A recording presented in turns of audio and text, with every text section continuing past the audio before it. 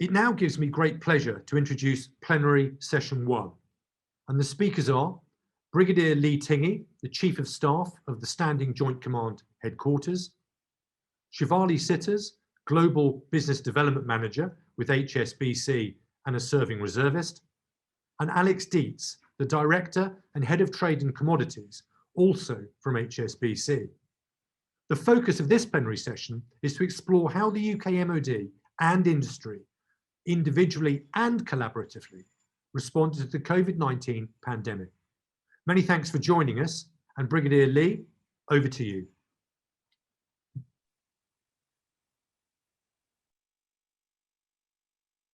Jacko, firstly, thank you very much. And ladies and gentlemen, good morning to you all. And thank you for giving me the opportunity to speak today about the work of the United Kingdom Standing Joint Command, of which, and as you've just heard, I'm fortunate to be the Chief of Staff. It's genuinely great to be here with you today.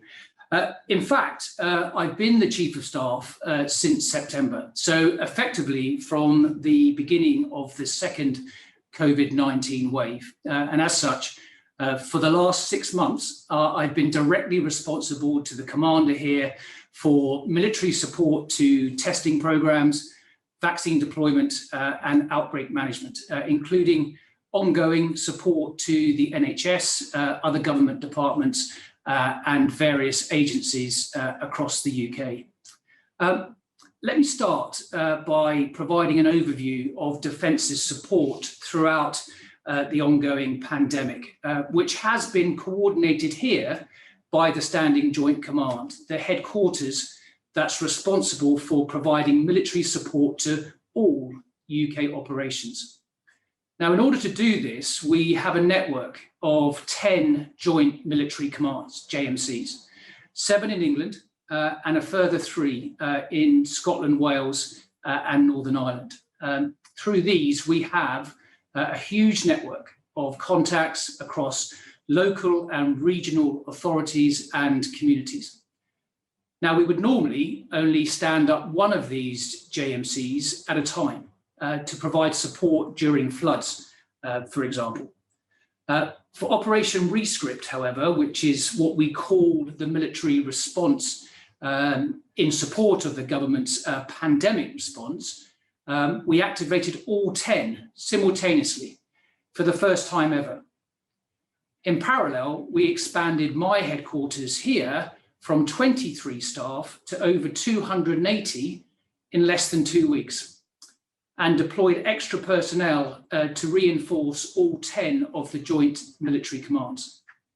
Now, at the same time, at the start of the operation in February last year, we stood up thousands of regular and reserve troops from across the Royal Navy, the Army and the Royal Air Force, forming what was then called the COVID Support Force. As the operation progressed, however, the requirement became much more focused. We didn't need the mass we anticipated, but we did need a broad range of specialities and to be able to draw on skills that in many ways are quite unique to the armed forces. The effort was also spread across other defence organisations. For example, the Defence Equipment and Support Agency and the Defence Science and Technology Laboratories, which have both been involved extensively. It's noteworthy, I think, that since the start of the operation, over 20,000 service personnel have deployed in some form or another. Now, let me talk now about the type of support we provided during Operation Rescript. Firstly, and arguably most importantly, we deployed over 1,200 planners into local resilience organisations, NHS regional hubs and government departments. And simultaneously, planners were deployed to the Scottish Government, the Welsh Parliament and the Civil Contingencies Group in Northern Ireland. Significantly, we brought experience and expertise of planning in a crisis at pace and within an ever-changing situation. And our next speaker, Shivali, was one of those planners, and I'm sure she'll explain far more about her experience last year very shortly. Now, we assisted in the development, construction and manning of the Nightingale, Louisa Jordan and Dragonheart hospitals using engineer and medical planners, as well as the commercial expertise and the networks of our engineer and logistics staff corps. I think at this point, it's worth a quick word about this unique organisation. The Engineer and Logistics Staff Corps brings together an exceptional group of highly experienced individuals with a wealth of technical and strategic expertise from their professional executive roles, as well as powerful networks to draw on for advice and assistance. Many of them stepped up at a moment's notice, dropped their civilian commitments and immediately used their knowledge and contacts to support the military operation. Their contribution has been genuinely outstanding, and of course, it is very much ongoing. And in my view, it's a great example of how a flexible approach to the employment of reserves can add huge value to our armed forces. On testing, we put one of our logistic brigades, including the commander, into the Department of Health and Social Care to provide planning and implementation support. In addition, we sent our people to support the regional testing sites and the testing effort in care homes. Mobile testing units were a game changer. The units were designed and built by military engineers over a single weekend, and at the peak of their use, we were able to deploy 236 of them across the country, operated by over 3,000 troops. And mobile testing units gave us greater reach and capacity at a crucial time, and we handed all of them over to civilian contractors in July, having carried out over 930,000 tests. Our involvement in testing has broadened considerably, of course, since then. We've helped improve laboratory testing capacity, we've facilitated testing in schools, and most visibly, we've supported targeted community testing in towns, cities, and regions across the UK. You may remember, for example, 2,000 troops deploying to Liverpool back in November to launch community testing across the city. Well, we took the lessons from that successful pilot and applied them to further tests in Merthyr Tydfil, Medway, Kent, Derbyshire, Lancashire, Yorkshire, Greater Manchester, and most recently, and still ongoing, in Scotland. And of course, over the festive period, our people deployed overnight, provided welfare support, and eventually carried out over 37,000 lateral flow tests to clear the vehicle backlog in Kent. In total, the military have now administered over 1.5 million tests, and the numbers continue to grow. To help the PPE effort, we provided planners at the departmental level, procurement support, and troops to work in warehouses and distribution nodes. Another one of our logistic brigades drove the change from a national demand-led system to a push system of PPE distribution. And this change proved exceptionally effective, and at its height last year enabled 25 million items of PPE to be delivered every day. To put that into perspective, I'm told on average Amazon delivers 28 million items each day across the whole of Europe. In addition, we have thousands of defence medics and general duties personnel deployed in vaccine quick reaction forces across England, and the devolved administrations helping health authorities administer the vaccine at pace and to where it is most needed. Elsewhere, we've provided drivers for ambulances, we've supported mortuary services and high dependency patient transfer, and recently we deployed hundreds of additional medics and thousands of additional troops into hospitals across the UK to support NHS colleagues during this time of extraordinary need. And as we've deployed this much needed support, we've continually reviewed and reassessed the situation, gradually stepping away and handing over tasks to government organisations and contractors so that we can plan and prepare for the virus and what it might throw at us next. Now, I touched earlier on the Engineer and Logistics Staff Corps and the unique nature of that reservist organisation and their outstanding contribution. I think it's also worth highlighting the role of reserves on Operation Rescript more generally. I know it's something that will be of interest to many of you on the net today. Our reservists have been absolutely vital to the success of this operation, whether deployed as individuals delivering expert support in targeted areas or as part of formed units, as you've heard, of up to 100 reservists. For example, the units recently deployed supporting community testing in Kent and Greater Manchester. You may also be interested and maybe even a little surprised to hear that 30% of this headquarters are reservists, and they are, without exception, vital to our ongoing success. Indeed, the knowledge, skills and experience that reservists have brought from their civilian occupations have been fundamental to Defence delivering effective support during the pandemic. In so many cases, they have made a crucial contribution at the local, regional and national levels, and their actions have quite literally saved lives. I think perhaps the best way to explain their impact is through an example that, although singular in nature, illustrates the collective performance of our reserve colleagues and the unique input they provide.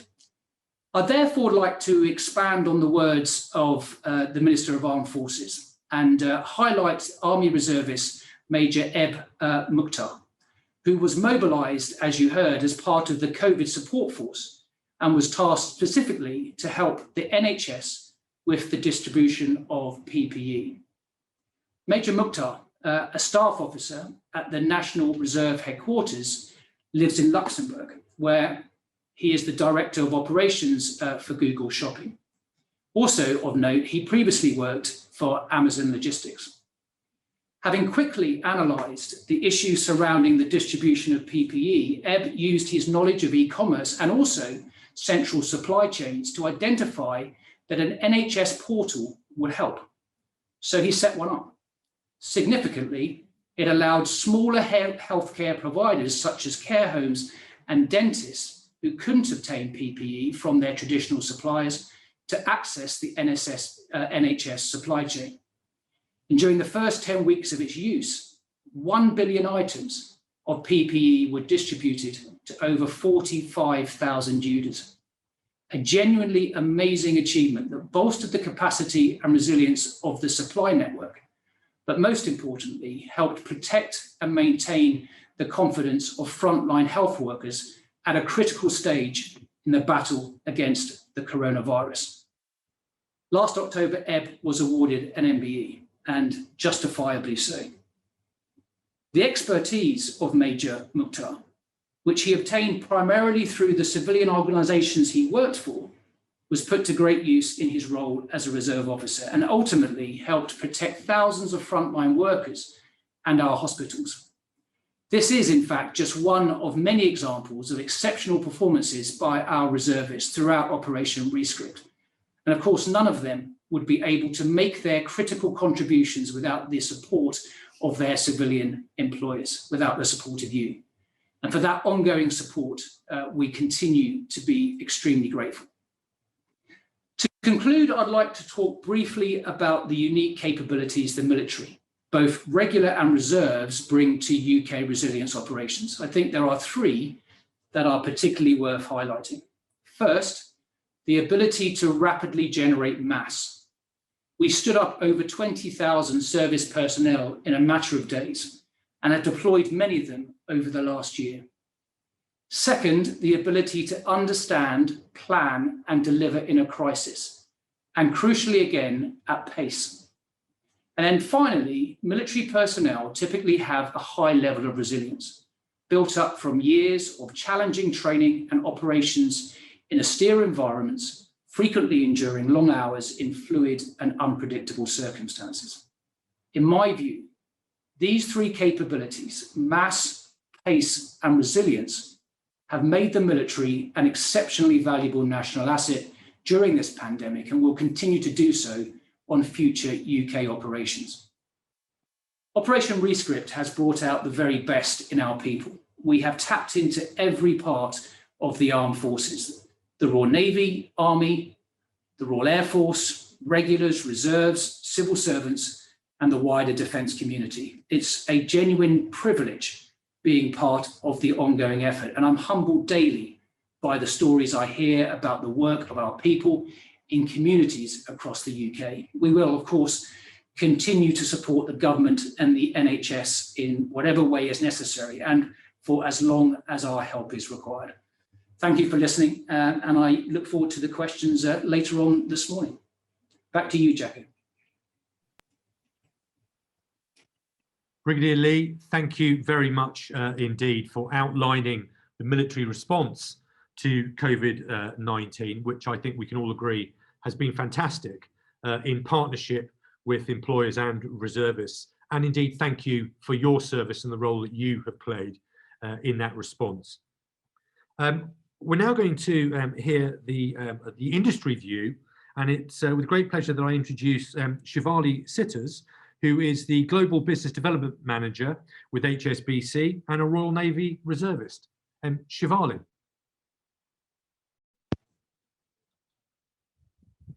Thank you, Jocko. Again, good morning. It's a real pleasure to be here and to have the opportunity to share my deployment experience and my deployment story with you. So as Jocko has explained, my name is Lieutenant Shivali Sitters. I am a Navy reservist on weekends, and full-time I work for HSBC. So I've been in the Navy since 2014, and this was my first mobilization. I was mobilized in June 2020. So that was about 6 years after becoming a Royal Naval officer. If I go back to the very beginning, when I was going through my tests, which in the Navy for an officer's, your final test and interviews, the Admiralty interview board. And my final question, they asked me, how would I feel if I was deployed, if I was mobilized? And my answer as a young 20-year-old was, yeah, that'd be fantastic. That's what I've signed up for. It would be an honor to serve. But in the back of my mind, as as years got on, I really thought, can I really hold that commitment? Would I really be implored to deploy? So I was pretty happy when I got deployed, and that it was something that I was able to do. So this was obviously during the height of lockdown. In about March, there was a lot of media coverage about reserves, about thousands of reserves being deployed. And this really helped me because it meant that I could start opening up the conversation with my managers and with my team to say, hey guys, look, this is on the cards. What do you think? And it took me a while, but after maybe a week or two of the questions, I then spoke to my boss and I said, look, how would you feel if I volunteered? This is something I feel, that I want to be a part of. I feel implored to help. This is, a national emergency. And, my boss just straight away said, look, I can't say what you would be doing here could be more important than what you could be doing for our country. So it gave me a full green light. So at that, I called my unit and said, I'd like to put my name down. I'd like to volunteer. And they said, thank you very much. And I didn't hear much from them for the next sort of month. It was only sort of in the beginning of June, again, I started to hear whispers that I would be deployed. And it was a mad scramble. I got the call on a Friday evening to say, yes, you would be deployed. And this was months of conversations, just saying, this is looking likely. But because obviously the nature of COVID was changing so rapidly, they didn't know. And it was all quite last minute. So obviously my boss will tell you more about it, but we had about 48 hours to decide if there was any extenuating circumstance that I couldn't be deployed. And as soon as we said yes, it began like the bank process. So my boss, we had to speak to HR, speak to all my team to let them know and to make sure the work was covered. And obviously internally there was that uncertainty. I didn't know where I was going to be deployed to, although I had an idea, and I didn't know what I was going to be doing. So it was quite difficult to speak to my colleagues and say, oh, I'm going to be doing X, Y, Z. It was very much, I think I will be doing this. But the process from HSBC, it couldn't have been more simple. I was concerned that there was going to be a lot of paperwork and I was going to have to lead a lot of the discussions, but actually the bank was fantastic. They did everything for me. It was a couple of emails to HR, a call to explain what was going on. In terms of my role in HSBC, it was covered, and in terms of my systems, everything was just put on hold until I came back. I maintained regular conversations with my team, and so I didn't really ever lose touch, which was really nice, especially as probably you've seen in the media, the bank's been going through quite a lot of changes, so I felt really linked in the whole time. So again, I was called up on the 30th of June, and I went to the main area where I had to be, where I was told to go to, and I got sent to Hampshire to look after the response. And my role there was as a military planner. Exactly what the brigadier was discussing. So my job was, it was a coordination role, and there was a lot of coordination. So it was with the local authorities, governments, NHS, and there was also civilians. So we had a huge role to play with civilians. So this was the site owners. So I ran all the testing sites for Hampshire. So I was looking at the logistics, and it was a absolute logistical mission, because we had a few testing units that we'd circulate, and we had to make sure they were the most effective, and we also needed to be able to cover the communities that might be slightly further away. So my job was to make sure everyone was where they said they were. So you'd have, I don't know, many of you who've been tested, but you'd have a van, and it would be staffed. Initially that was by the military, but later on that was handed over to civilian companies. So I had to make sure the testing, or the tests were received, all the members of the public knew where they were going, and that was a huge task, because again there were so many moving parts, and the real issue was the unknown unknowns that you had to plan for. So in my time, that was the weather. We had hot weather, which was really difficult to operate in. We also had storms, and then we also had a closure on the I think it was on the M3, which was a huge issue because it meant that we couldn't go to our sites, and we had to relocate. We had to send people and the tests to different areas. So this used to come up on a day-to-day basis, and you would just get a phone call, and all of a sudden you'd have to speak to all the components and all the key people, and that was a really big part of the role. So as I said, during the beginning of my deployment, it was very much military led, and then as we sort of hit into July, mid-July, we started to hand over, and then that became a whole new job role, I would say.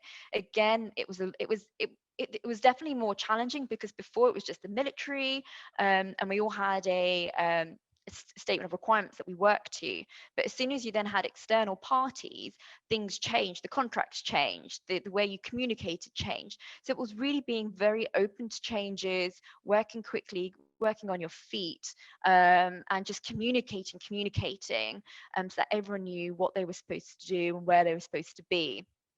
So I absolutely loved my deployment. I got to see so much.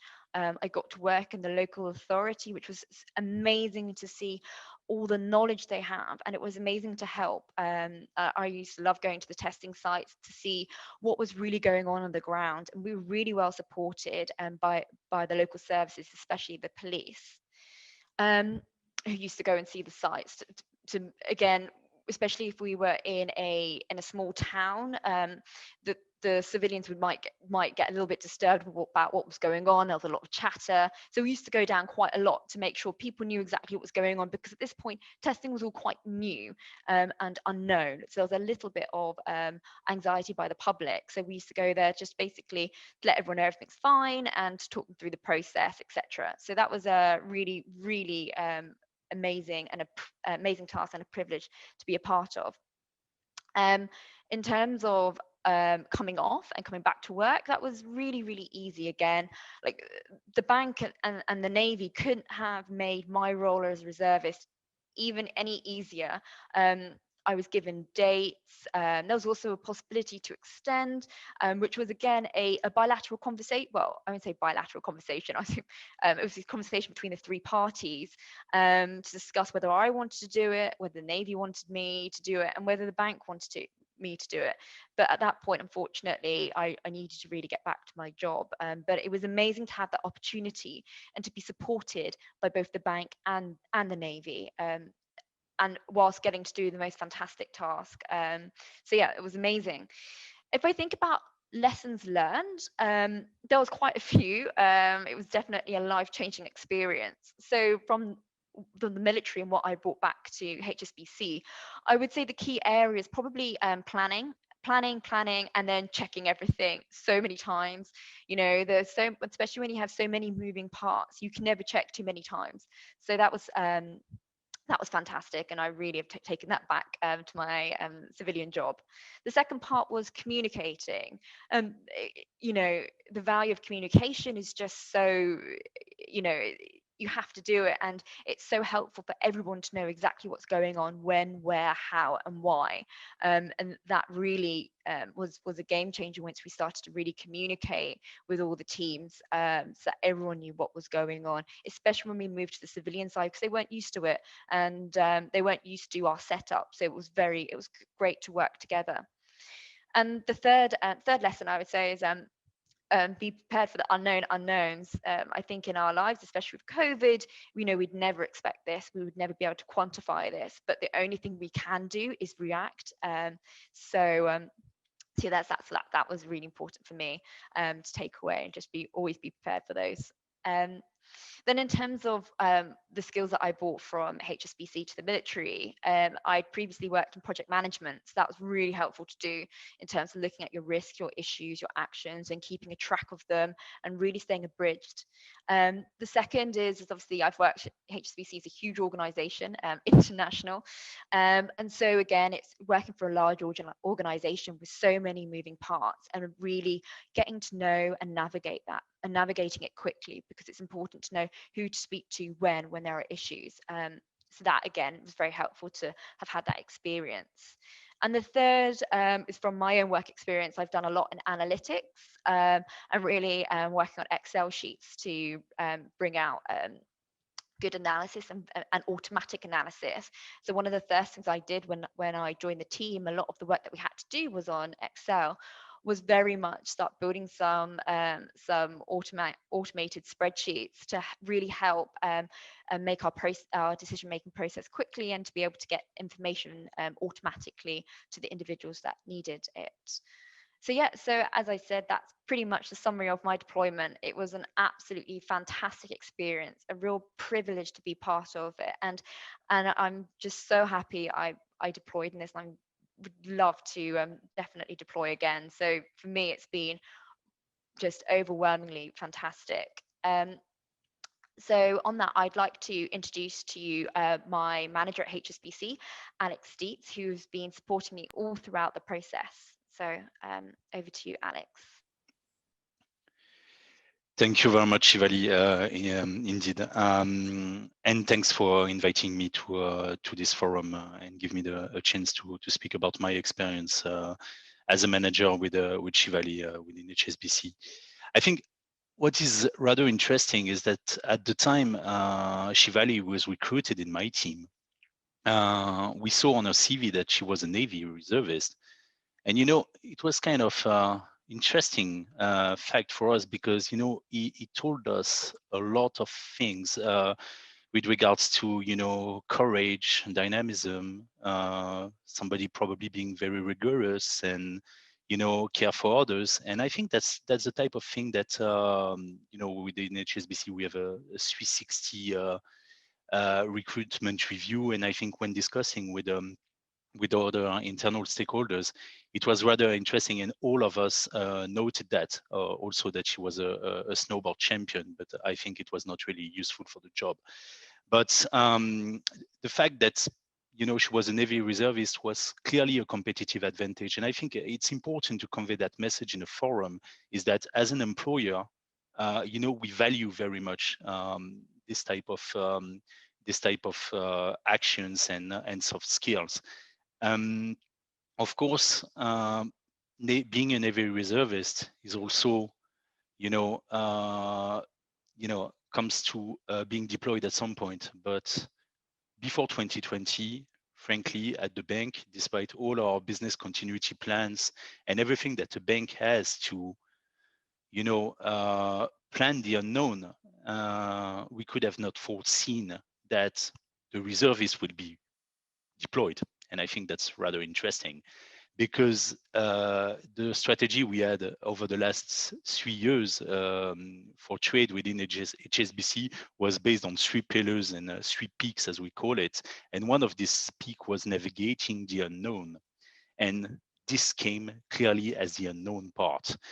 And actually, this BCP plans, despite addressing a lot of things like earthquakes, whatever catastrophe that we could have, I would say we're not really addressing pandemic the way we've seen it and the way we saw it today. I mean, we were not thinking that one day in March we'll be asked to work from home, and this has not changed a lot since then. The reality being that Shivali gave me a call one day and say, I'm a reservist. I say, yeah, I recall that because, it was, it was, I'm not saying that's why we hire you, but I think we knew it at the time we hire you. And the thing is, she say, I'm going to be deployed. And I say, okay, fine. That's what you signed up for. And I mean, we will be very supportive on this thing. But when will it occur? And she said, I don't know, probably soon. And we were somewhere in April. And I think we started to discuss with the team on triggering this business continuity plan to discuss how we will cope with the workload of Shivali that is doing a lot within a rather small team here. And we started to say, okay, maybe the part of the team will cover this part of the task. We need probably to go to certain clients and tell them that there will be an interim solution. And I think the team was quite supportive, despite at the time of pandemic and everybody having a lot of workloads, Zoom meetings from back to back all day long.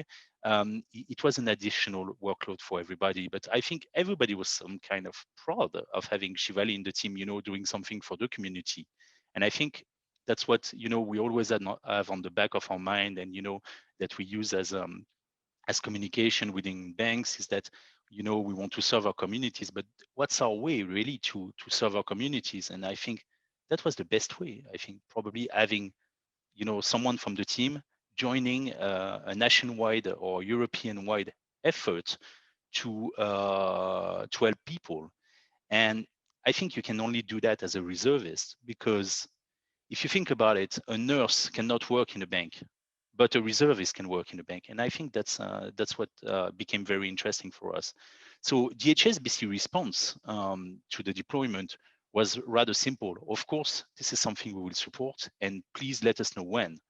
The problem is she came, I think, on the 26th of June and said, the deployment will be on the 28th or 29th, something like this.